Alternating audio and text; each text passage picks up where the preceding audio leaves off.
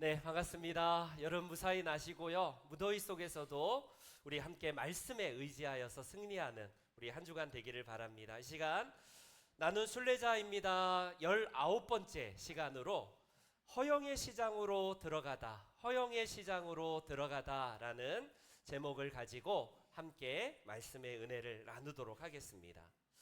우리에게 잘 알려진 소설, 목걸이, 단편소설 목걸이를 다 기억하실 거예요.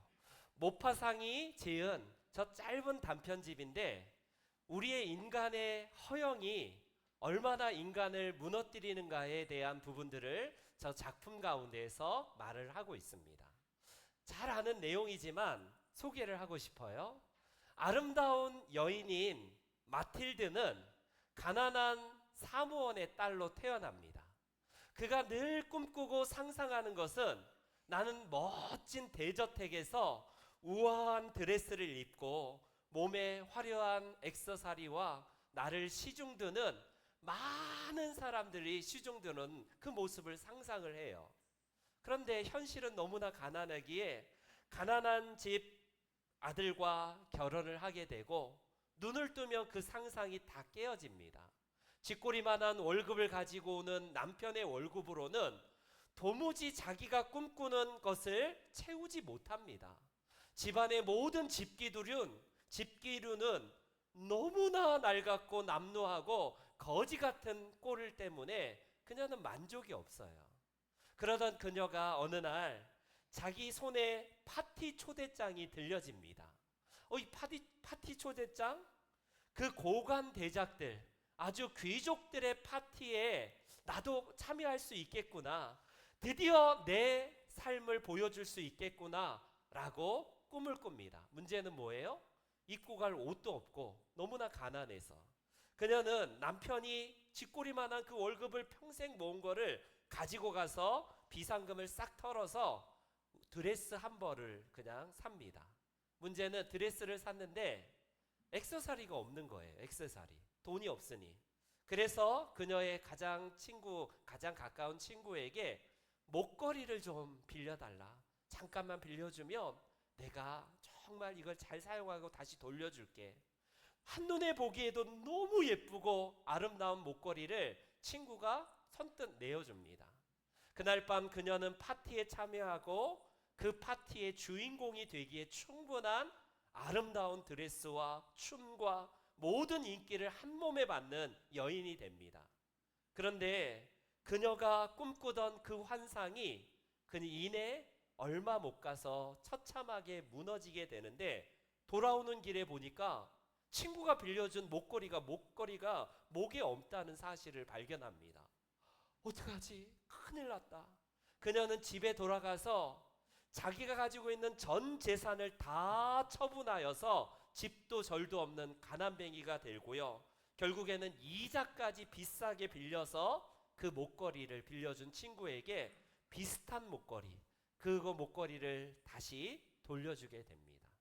시간은 흘러서 10년 만에 거리에서 목걸이를 빌려준 그 친구와 딱 마주쳤는데 목걸이를 빌려준 친구는 이 마틸드를 못 알아보는 거예요.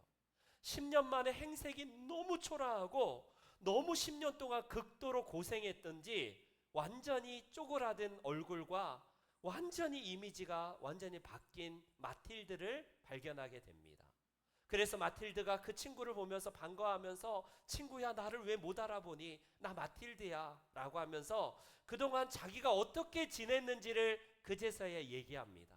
사실 10년 전에 네가 목걸이를 빌려준 거 그것 때문에 지금도 근근히 갚느라 지금도 고생하고 있단다라는 얘기를 해요. 그 이야기를 들은 친구가 깜짝 놀라면서 도대체 무슨 소리야 어머 가엾어라. 그 목걸이는 얼마 안 되는 싸구려 목걸이란다. 싸구려 목걸이야 라고 이야기를 해요.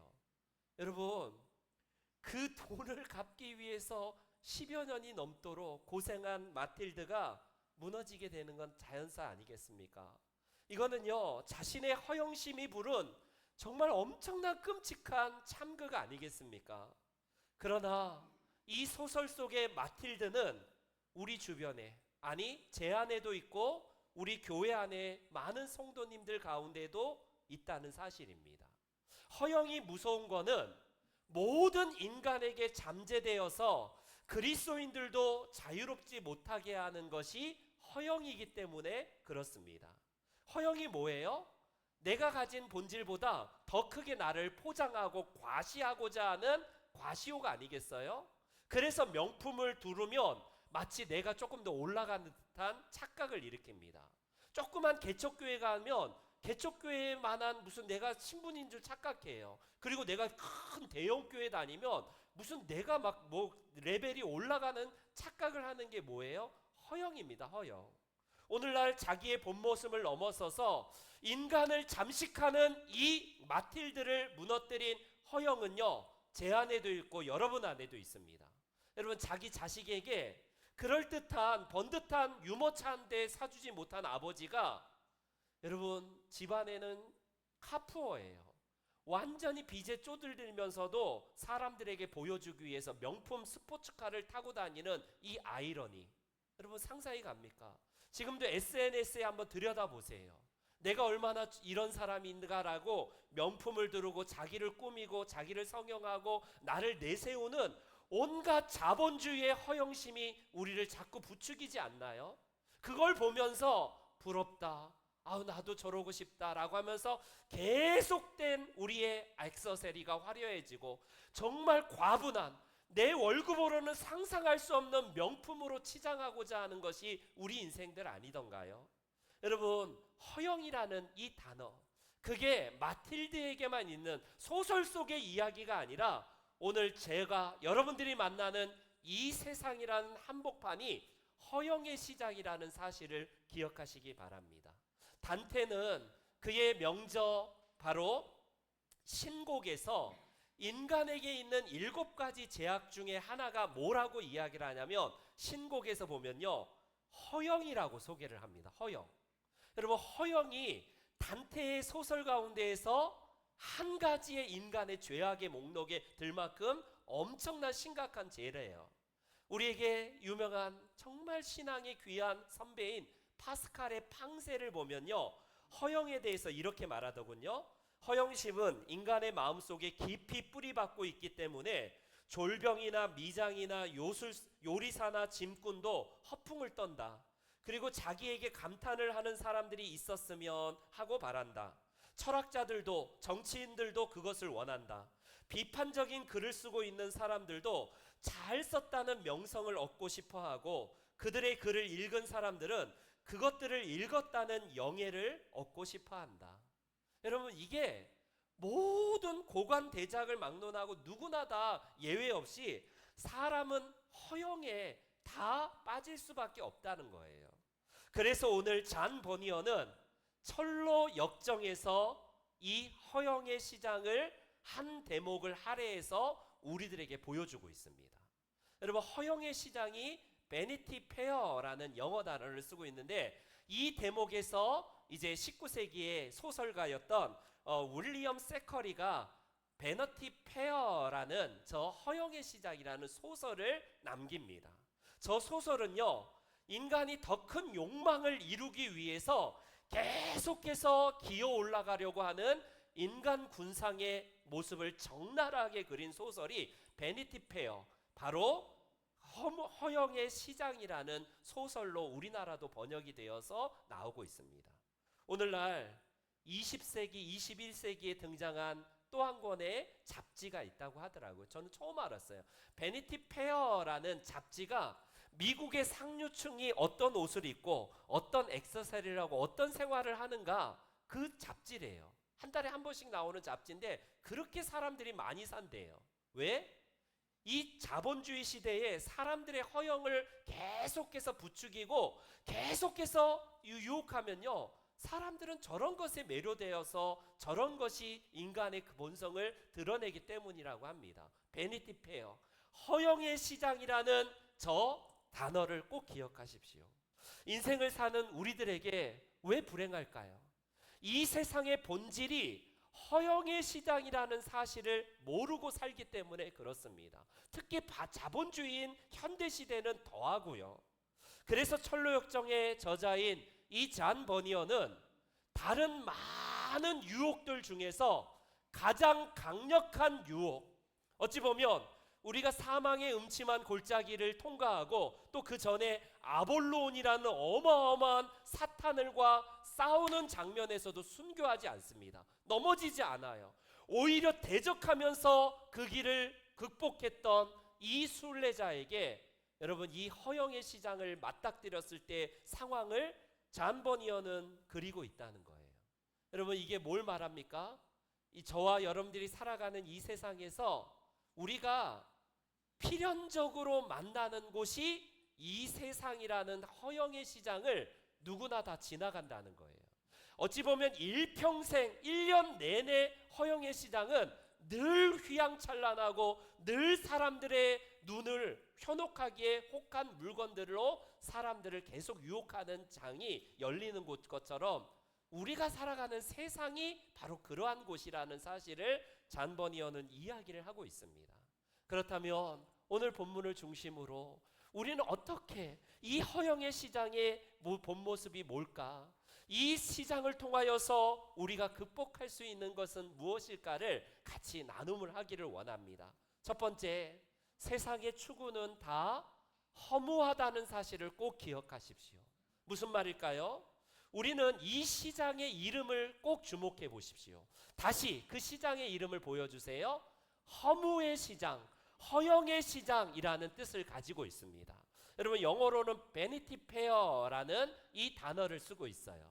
이 단어가 글로리라는, 영광이라는 단어가 베인이라는 단어와 합치면 허영입니다. 허영. 그러니까 영광이 있는데 가만히 들여다보면 알맹이 빠졌어요. 비어있는 영광이 허영입니다. 한문도 마찬가지예요. 한번 눌러주세요. 한번 눌러주시면 나옵니다.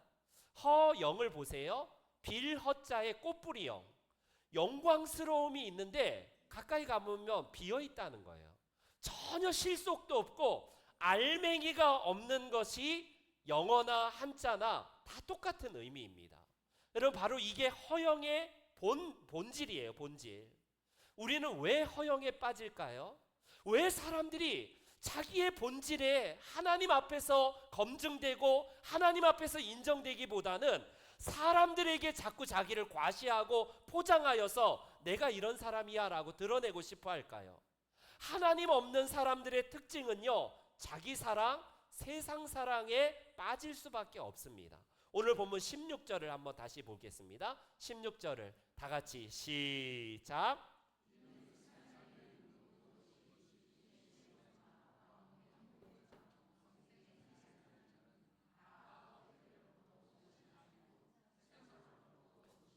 15절에 하나님 사랑이 없는 사람, 하나님을 사랑하면 이 모든 것들을 우리는 극복하게 되는데, 하나님 사랑이 우리 안에 채워지지 않으면 어떻게 되냐면요, 세상의 육신의 정욕, 안목의 정욕, 이생의 자랑이라는 이런 허영으로 말미암아 우리의 삶을 빼앗기게 된다는 거예요.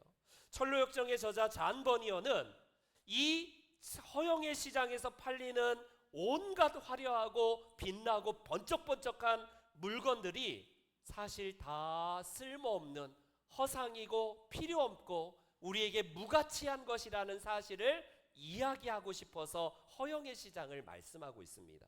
그런데 여러분, 어때요? 허영의 시장에 저와 여러분들이 한복판에 들어가면 목사인 저도 헬렐레 하고요, 그냥 현혹되어서 쉽게 무너질 때가 한두 번이 아닙니다. 여러분, 육신의 정욕과 안목의 정욕이 오늘날 세상을 판치고 있잖아요. 한번 보세요. 문화라는 이름으로 우리에게 잠식되어 오는 영적인 이 기준들을 다 무너뜨리는 이 육신의 정욕과 이 안목의 정욕의 그런 문화들을 한번 보세요. 쉽게 우리는 무장 해제돼 버리고요, 그것에 우리가 허영으로 빠져버릴 때가 얼마나 많은지 몰라요. 여러분, SNS에서 무슨 릴스나 짧은 동영상들 한번 보세요. 그거 보고 있으면 다 뭡니까? 육신의 정욕과 안목의 정욕과 이생의 자랑으로 도배가 되어 있어요. 그냥 다 그것으로 SNS는 그 자랑질하기에 다 여념이 없는 이 세상을 우리는 볼 수가 있습니다. 이 모든 것들이 무가치한 이유가 뭘까요? 여러분, 오해하시면 안 돼요. 기독교는 세상을 정죄하지 않습니다. 세상을 더럽다고 하지 않아요.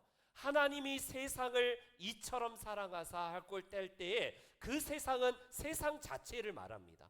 하나님이 창조하신 세상은 더럽지 않아요. 하나님의 세상은 원래 아름다운 세상입니다.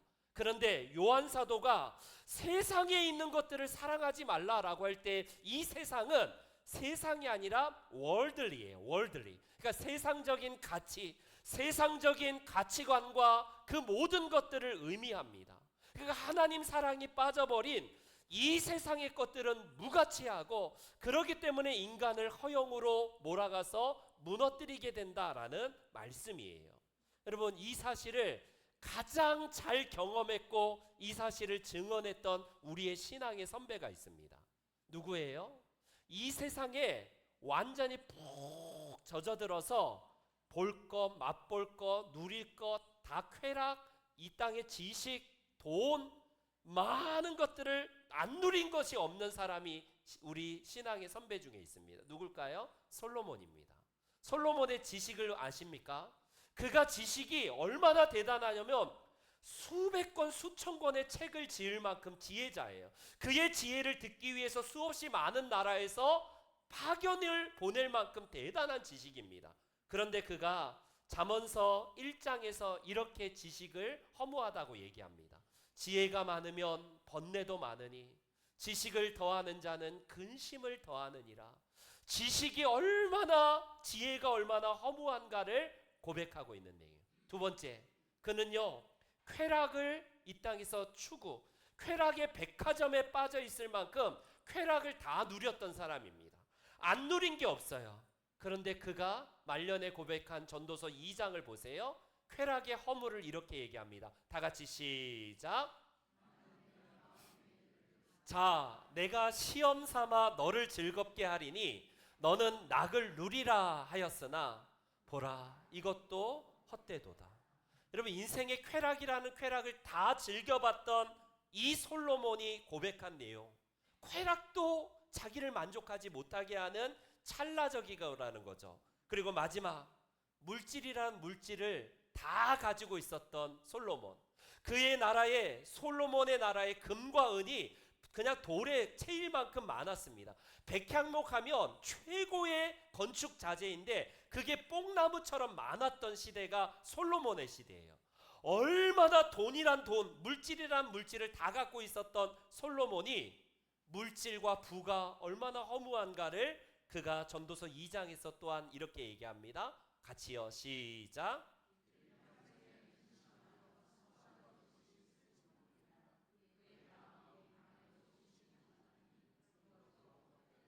쌓아둔 물건이, 이 돈이 많고 부가 많으면 많을수록 관리하는 고통도 많고 마음의 평안을 잃어버릴 만큼 물질도 결국에는 쓸모가 없고 허무하다라는 이 고백입니다.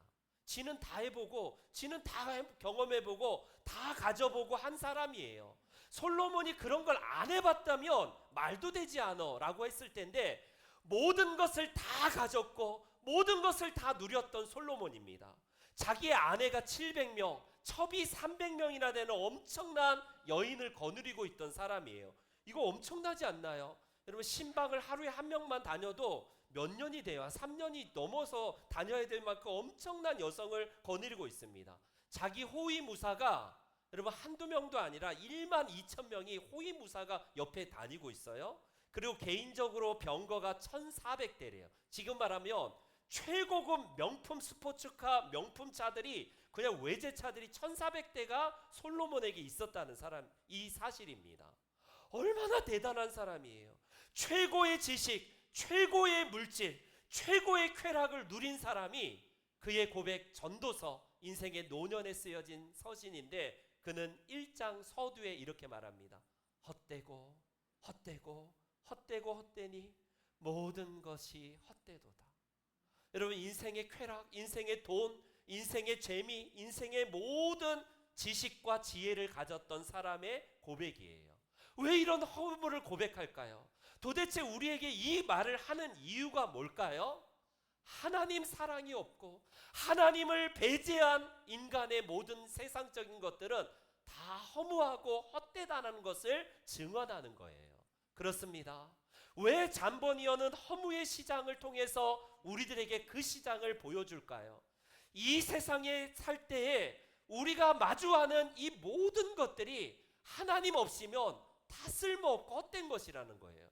우리의 발목을 잡아서 우리를 넘어뜨리고 결과적으로 야고보 사도의 고백처럼요, 잠깐 보이다가 없어지는 것 때문에 우리는 일희일비하면서 그것 때문에 허영심을 갖고 그거 못 가지면 괜히 좌절감 갖고 그런 인생이 우리 인생이라는 거예요. 그럴 필요 없다는 것, 바로 하나님 사랑이 우리 안에 있어야 된다는 사실을 그는 고백을 하고 있습니다. 두 번째, 이 허영의 시장이 주는 교훈은 뭘까요? 무엇보다도 진짜 가치, 진짜 참된 가치는 진리에 있다라는 사실을 보여주고 있습니다. 여러분, 참된 가치는 궁극적으로 무엇을 말하는 것일까요? 잔 버니어는 이 철로 역정에서 그 허영의 시장을 지나가는 이 두 명의 순례자 크리스찬과 그의 동료 믿음이가 같이 이 시장을 지나가는데 한눈에 보기에도 너무 번쩍번쩍한 이 물품들을 파는 거예요. 그런데 그들은요, 귀를 막아버립니다. 지나가면서 상인들이 이거 사쇼, 이거 새로운 사람들 이쪽으로 오세요, 이 물건을 한번 보세요 라고 해도 두 명의 크리스찬과 이 믿음은요, 귀를 막으면서 눈은 하늘을 보면서 그 허영의 시장을 지나가게 됩니다. 계속 사람들은 유혹하면서 이 두 명의 순례자를 계속해서 유혹을 하지만 두 명은 단호하게 대답을 해요. 안 돼요. 그런데 한 명의 상인이 물어봅니다. 도대체 당신들은 뭐가 관심이 있어? 이런 물건 대신에 도대체 뭘 관심이 있냐고 물어봅니다. 그때 크리스찬이 우리는 진리만을 원합니다, 진리를 사고 싶습니다 라고 대답을 해요. 이 대목은 우리가 잘 아는 잠언서의 말씀을 인용한 겁니다. 진리를 사되 팔지는 말며 지혜와 훈계와 명철도 그리할지니라 라는 이 말씀을 잔 버니어는 가지고 옵니다. 여러분, 그렇습니다. 진리만을 원합니다, 우리는 진리만을 사고 싶습니다 라는 이 크리스찬, 이 두 명의 순례자의 이야기를 기억해 보십시오. 여러분, 진리가 뭐예요? 진리가 밥 먹여주냐 하는 시대에 살고 있습니다. 진리가 뭐 내 손에 잡혀지지도 않고 진리가 밥 먹여줘 하면서 여러분, 진리 대신에 이 세상의 허영에 대한 물건을 탐하고 그걸 얻으면 와, 좋다, 부럽다, 나 가질 거 다 가졌다, 이게 세상 아닙니까? 심지어 그리스도인들도 그래요. 진리 대신 예수 그리스도가 내가 곧 진리고 내가 곧 길이고 생명이다라고 주님은 진리가 누구인가를 말씀하지 않습니까? 내가 곧 진리다라고 예수님은 말씀하십니다. 그런 예수님은 뭐라고 말씀하시냐면 진리를 알지니 진리가 너희를 자유롭게 하리라 라고 선언하시고 계십니다.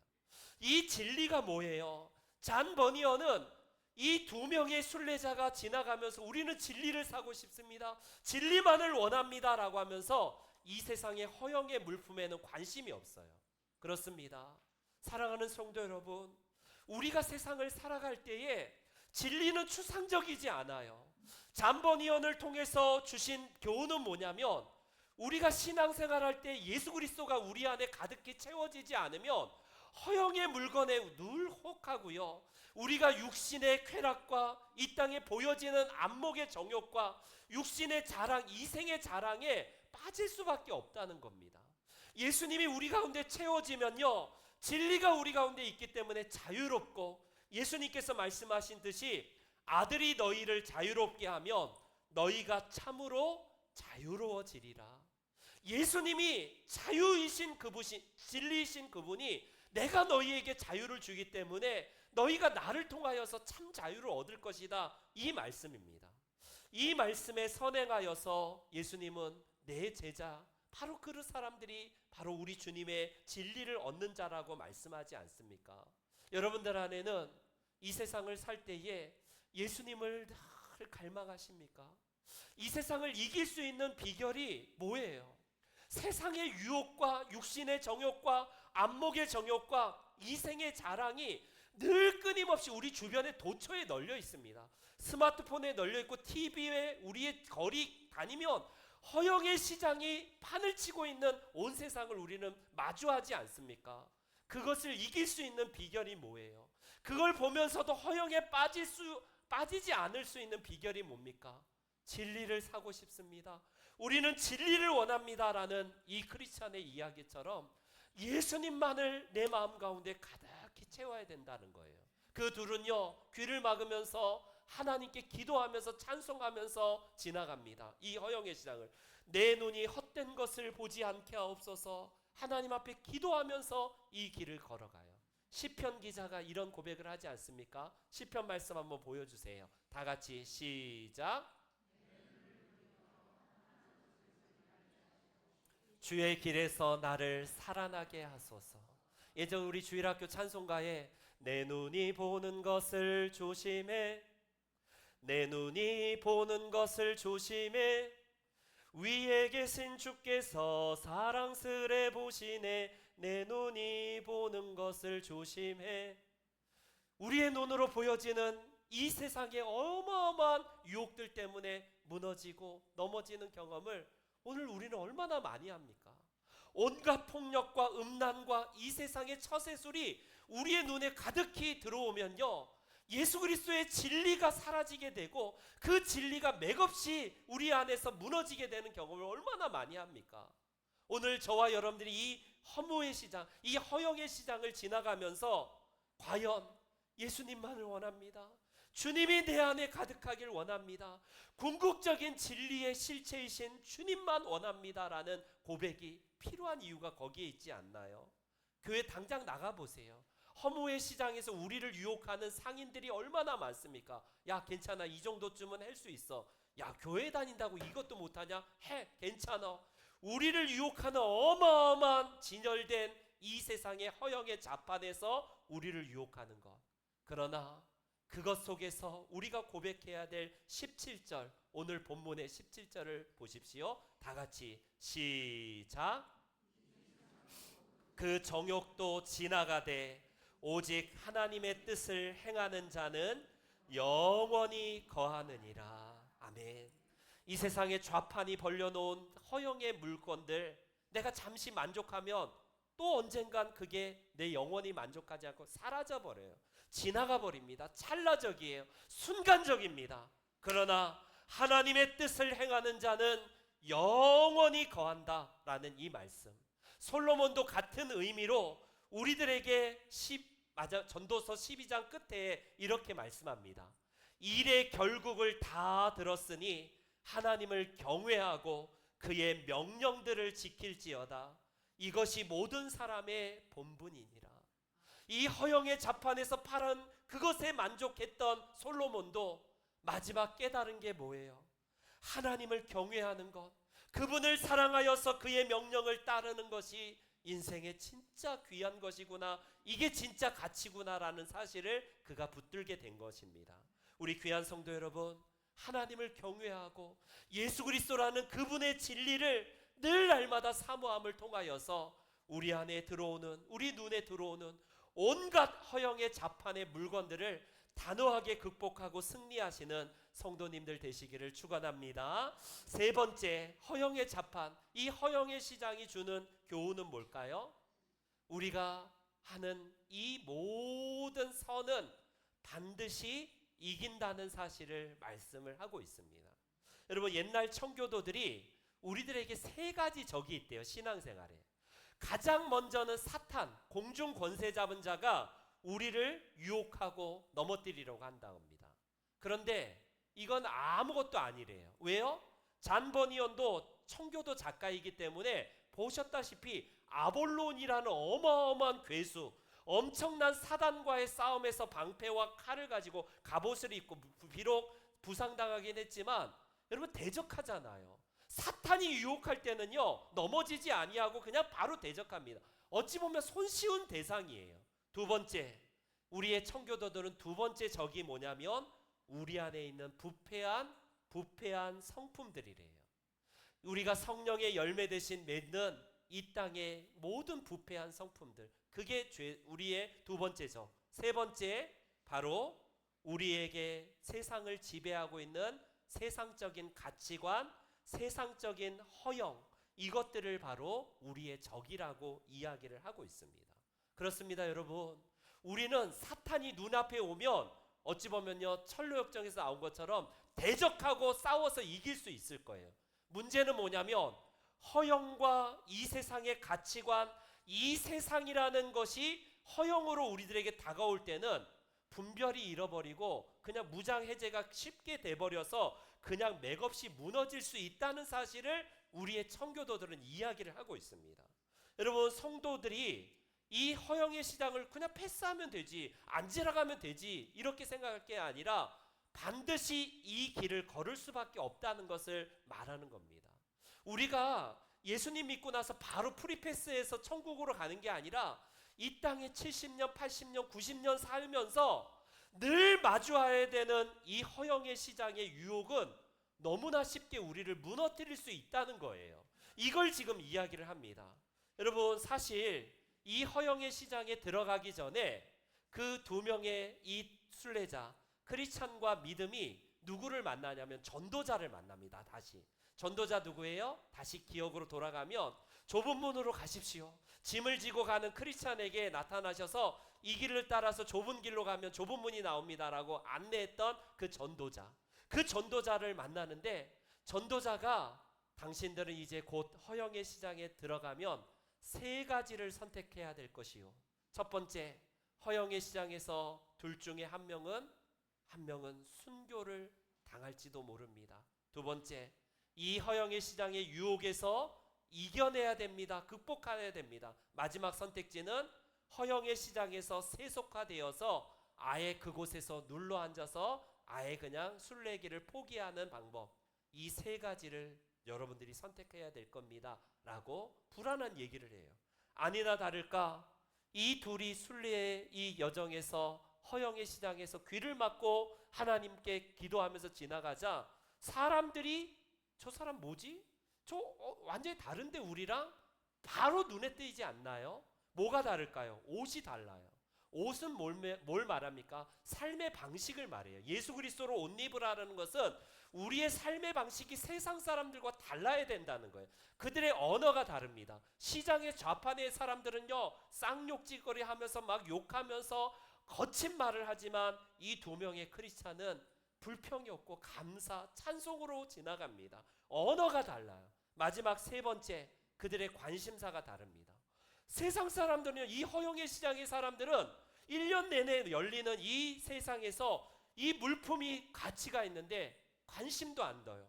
그들은 진리에 대한 관심을 가지니까 우리랑 틀린 놈들이네, 저놈들 아무래도 이 나라에 들어와서 염탐하는 첩자인 것 같다, 잘못된 생각을 퍼뜨리는 사상범들이다 라고 하여서 이 둘을 잡아서요 매질을 하고 돌팔매질하고 심지어 칼로 찌르고 결과적으로 이 크리스찬의 친구, 바로 순례자 이 믿음은 그 자리에서 결국에는 화형을 당해서 한 줌의 재로 태워져 버립니다.